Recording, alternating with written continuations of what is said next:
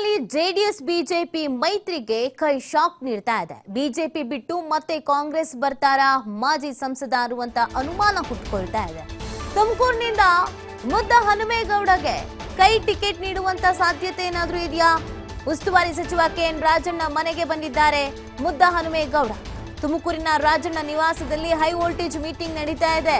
ಗುಬ್ಬಿ ಶ್ರೀನಿವಾಸ್, ಪಾವಗಡ ವೆಂಕಟರಮಣ ಸಾಥ್ ನೀಡಿದ್ದಾರೆ. ಅವರಿಗೆ ವಿಧಾನಸಭೆ ಚುನಾವಣೆಗೆ ಮುನ್ನ ಬಿಜೆಪಿಯನ್ನ ಸೇರಿದ್ರು ಮುದ್ದ ಹನುಮೇಗೌಡಗೆ ಕಾಂಗ್ರೆಸ್ನಲ್ಲಿ ಒಂದಷ್ಟು ಅಸಮಾಧಾನ ಇತ್ತು. ಆ ಕಾರಣಕ್ಕೆ ವಿಧಾನಸಭಾ ಚುನಾವಣಾ ಸಂದರ್ಭದಲ್ಲಿ ಬಿಜೆಪಿ ಸೇರಿದ್ರು. ಬಟ್ ಈಗ ಬಿಜೆಪಿ ಮತ್ತು ಜೆಡಿಎಸ್ ಮೈತ್ರಿ ಆಗ್ತಾ ಇದ್ದ ಹಾಗೇನೆ ವಾಪಸ್ ಅವರು ಕಾಂಗ್ರೆಸ್ಗೆ ಬರುವ ನಿರ್ಧಾರ ಏನಾದ್ರೂ ಮಾಡಿದ್ದಾರಾ? ಆ ಕಾರಣಕ್ಕೆ ಈ ಮೀಟಿಂಗ್ ನಲ್ಲಿ ಅವರು ಏನ್ ಹೇಳ್ತಾರೆ, ಏನ್ ನಿರ್ಧಾರ ಕೈಗೊಳ್ತಾರೆ, ಇದು ಸಾಕಷ್ಟು ಕುತೂಹಲ ಕಾರಣ ಆಗ್ತಾ ಇದೆ. ತುಮಕೂರಿನಲ್ಲಿ ಜೆಡಿಎಸ್ ಬಿಜೆಪಿ ಮೈತ್ರಿಗೆ ಇದೀಗ ಕಾಂಗ್ರೆಸ್ ಶಾಕ್ ಕೊಡೋದಕ್ಕೆ ಪ್ಲಾನ್ ಮಾಡ್ಕೊಳ್ತಾ ಇದೆಯಾ? ಬಿಜೆಪಿಯನ್ನ ಬಿಟ್ಟು ಮತ್ತೆ ಕಾಂಗ್ರೆಸ್ಗೆ ಬರ್ತಾರಾ ಮಾಜಿ ಸಂಸದರು ಅನ್ನುವಂತ ಪ್ರಶ್ನೆ.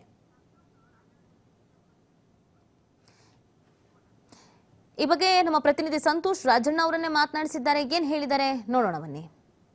ಹೊಸ್ತಿನಲ್ಲೇ ಕೂಡ ಮಾಜಿ ಸಂಸದ ಮುದ್ದನ್ಮೇಗೌಡರು ಕೈ ನಾಯಕರನ್ನ ಭೇಟಿ ಆಗ್ತಾ ಇರ್ತಕ್ಕಂಥದ್ದು. ಈ ಕುರಿತು ಮಾತನಾಡೋದಕ್ಕೆ ಸಹಕಾರ ಸಚಿವ ಕೆಎನ್ ರಾಜಣ್ಣ ಅವರು ಕೂಡ ನನ್ನ ಜೊತೆ ಇದ್ದಾರೆ.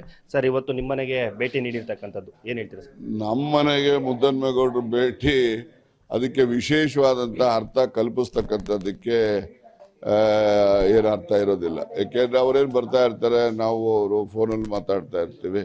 ಅವರು ಬೇರೆ ಪಕ್ಷದಲ್ಲಿದ್ದಾಗಲೂ ಬರೋರು, ನಾವು ಬೇರೆ ಪಕ್ಷದಲ್ಲಿದ್ದಾಗಲೂ ಬರೋರು. ನಾವು ಪಕ್ಷದ ಎಲ್ಲೆಯನ್ನು ಮೀರಿ ನಮ್ಮ ವಿಶ್ವಾಸ ಸ್ನೇಹಿತನ ಇರ್ತಕ್ಕಂಥದ್ದು. ನಿಮಗೆ ಎಲ್ಲ ಗೊತ್ತಿರೋ ಹಿಂಗೆ ನಮ್ಮ ಮನೆಗೆ ಯಾವ ಪಾರ್ಟಿಯವ್ರು ಬಂದಿಲ್ಲ ಹೇಳಿ, ಯಾವ ಲೀಡ್ರು ಬಂದಿಲ್ಲ ಹೇಳಿ. ಆದ್ರಿಂದ ಅವ್ರು ಬಂದಿದ್ದಕ್ಕೆ ವಿಶೇಷವಾದಂಥ ಅರ್ಥ ಕಲ್ಪಿಸ್ತಕ್ಕಂಥದ್ದು ಅನಗತ್ಯ ಅಂತೇಳಿ ನನ್ನ ಅಭಿಪ್ರಾಯ. ತಡರಾತ್ರಿ ಡಿ.ಕೆ. ಶಿವಕುಮಾರ್ ಅವರನ್ನು ಕೂಡ ಭೇಟಿ ಆಗಿರ್ತಕ್ಕಂಥದ್ದು, ಅವ್ರ ಮನೇಲಿ ಕೂಡ ಚರ್ಚೆ ನಡೆಸಿರ್ತಕ್ಕಂಥದ್ದು. ಅವ್ರು ಮತ್ತೇನಾದ್ರೂ ಕೂಡ ಕಾಂಗ್ರೆಸ್ ಸೇರುವಂತ ಸಾಧ್ಯತೆ ಹೆಚ್ಚಿದೆ ಸರ್?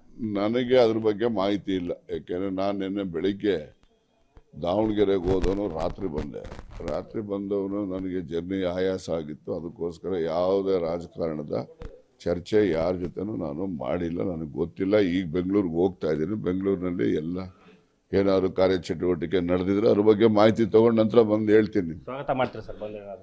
ಯಾರು ಬೇಕಾದ್ರೂ ಬರ್ಬೋದು, ಯಾರು ಬೇಕಾದ್ರೂ ಹೋಗ್ಬೋದು. ಅದು ಅವ್ರವ್ರ ಇಷ್ಟ. ಹೋಗೋರ್ನ ಯಾರನ್ನು ಇರಪ್ಪ ಅಂತ ಹೇಳೋದಿಲ್ಲ, ಇರ್ತೀವಿ ಅಂದವ್ರನ್ನ ಹೋಗ್ರಪ್ಪ ಅಂತ ಹೇಳೋದಿಲ್ಲ. ಡಿ.ಸಿ.ಎಂ ವಿಚಾರವನ್ನ ಪ್ರಸ್ತಾಪ ಮಾಡಿದ್ರಿ. ಇವಾಗ ಎಷ್ಟು ಸತಿ ಹೇಳ್ಬೇಕು ನಾನು? ಡಿ.ಸಿ.ಎಂ ಹೇಳಿ ಈ ಮಗ್ಗಿ ಪಾಠ ಮಾಡಿಸ್ತಾ ಇದ್ದೀರಾ ನೀವೆಲ್ಲ. ಸ್ಕೂಲಲ್ಲಿ ಮಗ್ಗಿ ತಪ್ಪು ಹೇಳ್ಬಿಟ್ರೆ ಇನ್ನೊಂದ್ಸರಿ ಮೇಸ್ಟ್ ಹೇಳಿಸ್ತಾರಲ್ಲ, ಆ ತರ ಮಗ್ಗಿ ಪಾಠ ಮಾಡಿಸ್ತಾ ಇದ್ದಾರೆ. ನಡೀರಿ, ಹೇಳಿದೀನಿ ಸಾಕಷ್ಟು. ದೆಹಲಿಗೆ ಹೋದಾಗ ನಾವು ಕ್ಯಾಂಡಿಡೇಟ್ಸ್ಗಳ ಆಯ್ಕೆ ಬಗ್ಗೆ ಚರ್ಚೆ ಕರೆದಿದ್ದಾರೆ. ಅಲ್ಲಿ ಅವ್ರು ಏನಾದ್ರು ಪ್ರಸ್ತಾಪ ಮಾಡಿದ್ರೆ ನಾವು ನಮ್ಮ ಅಭಿಪ್ರಾಯ ಹೇಳ್ತೇವೆ. ಅವ್ರು ಪ್ರಸ್ತಾಪ ಮಾಡಿದ್ರೆ ನಾವು ಹೇಳಕ್ ಹೋಗೋದು. ಸುರ್ಜೇವಾಲಾ ಜೊತೆ ಮೀಟಿಂಗ್ ಇರ್ತಕ್ಕಂಥದ್ದು, ನಾವು ಮೊನ್ನೆನೇ ಮಾತಾಡ್ಬಿಟ್ಟಿದ್ದೀವಿ. ಇವತ್ತಿರೋದು ಎಲ್ಲಾನು ಕರೆದಿದ್ದಾರೆ. ಅಧ್ಯಕ್ಷಗಳು, ಜಿಲ್ಲಾ ಅಧ್ಯಕ್ಷಗಳು, ಬ್ಲಾಕ್ ಅಧ್ಯಕ್ಷಗಳು, ಮಂಚೂಣಿ ಘಟಕದವ್ರು ಎಲ್ಲಾನು ಸಭೆ ಕರೆದಿದ್ದಾರೆ. 11 ಗಂಟೆ ಸಭೆ ಸಂಜೆವರೆಗೂ ನಡೆಯುತ್ತೆ. ಇಂಡಿವಿಜುವಲ್ ಆಗಿ ಆಯಾ ಡಿಸ್ಟ್ರಿಕ್ಟ್ ಸಂಬಂಧಪಟ್ಟವ್ರನ್ನ ಕರೆದು ಅಭಿಪ್ರಾಯ ಕೇಳ್ತಾರೆ. ಕೇಳಿ ಒಳ್ಳೆ ಪ್ರಕ್ರಿಯೆ, ಒಳ್ಳೆ ನಡವಳಿಕೆ. ಡಿ.ಸಿ.ಎಂ ವಿಚಾರವಾಗಿ ಮಲ್ಲಿಕಾರ್ಜುನ್ ಖರ್ಗೆ ಅವರು ಸದ್ಯಕ್ಕಿಲ್ಲ ಅನ್ನೋ ಮಾತನ್ನ ಇಲ್ಲ ಅಂದ್ರೆ ಇಲ್ಲ, ಅವ್ರು ಹೇಳಿದ್ಮೇಲೆ ಮುಗಿದೋಯ್ತಲ್ಲ. ಈಗ ನಮ್ಮ ರಾಷ್ಟ್ರಾಧ್ಯಕ್ಷರು ಹೇಳಿದ ಮೇಲೆ ಅದು ಅಂತಿಮ ತೆರೆ. ನಾಳೆ ಹೋದ ಸಂದರ್ಭದಲ್ಲಿ ಲೋಕಸಭಾ ಚುನಾವಣಾ ದೃಷ್ಟಿಯಿಂದ ಒತ್ತಾಯ ಏನಾದ್ರು ಮಾಡ್ತೀರಾ ಅಂತ? ಅವ್ರು ಹೇಳಿದ್ಬಿಟ್ಟ ಮೇಲೆ ತಿರುಗೇನು ಒತ್ತಾಯ ಬರ್ತದ್ರಿ?